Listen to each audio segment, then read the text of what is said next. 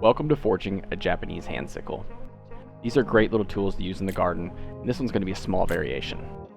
Here I'm starting with a 3/8 round W1 tool steel rod.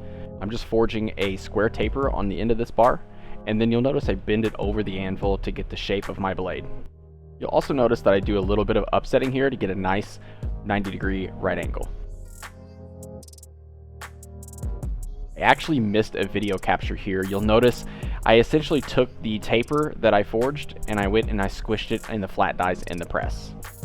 That gives you the actual thinness of your blade, and then you move on to forging your bevels, one side at a time.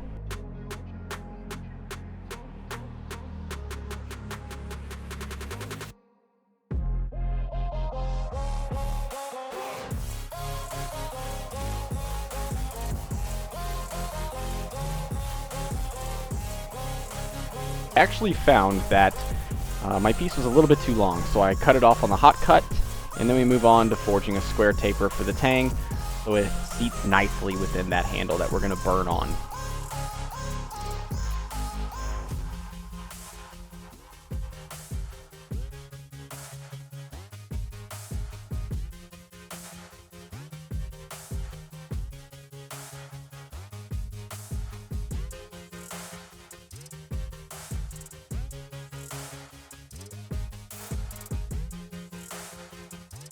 I used to rarely brush my steel until the last couple of heats, but I found when you're working something thin like this, it really helps to keep it brushed and clean. That way you're not beating the scale into the surface of your steel.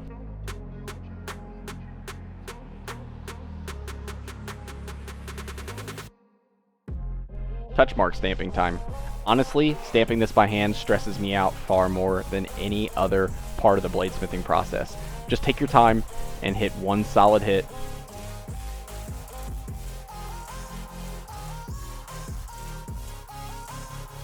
This was my first time actually hardening W1 tool steel. It hardened nicely in my quench oil, and you'll hear the file skates nicely here. Using my KMG grinder, I just put a simple flat grind. I didn't show the initial process of cutting that initial bevel. Here I'm just grinding with a 220 grit, but I think you get the gist of how this is ground. It's really important to get a nice tight fit on your handle, so I just heated up the tang to a red heat, drilled a 1/4 inch hole, and pushed and burned the tang on. It gives a nice square fit.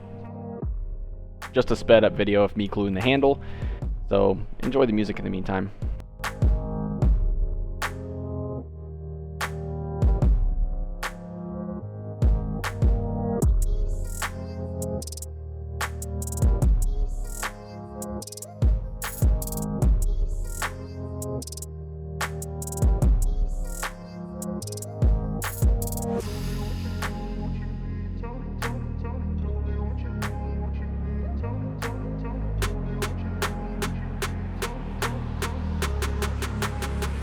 Now it's time to move on to the initial handle shaping process.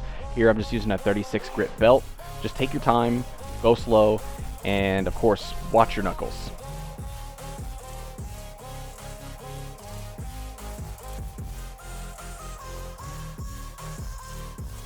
Honestly, with garden tools, I don't typically put a very high grit finish. I usually stop at about 120 grit. They're garden tools, they're gonna get dirty. The goal is you don't wanna have a slick grip on these tools. The handle on this hand sickle is just ash. It's what I had laying around the shop. I really do like it. It's a fantastic wood to work with. And the nice thing is when you burn this wood, the grain just really pops and really screams. So it takes a burn really nicely, and the oil really wakes it up.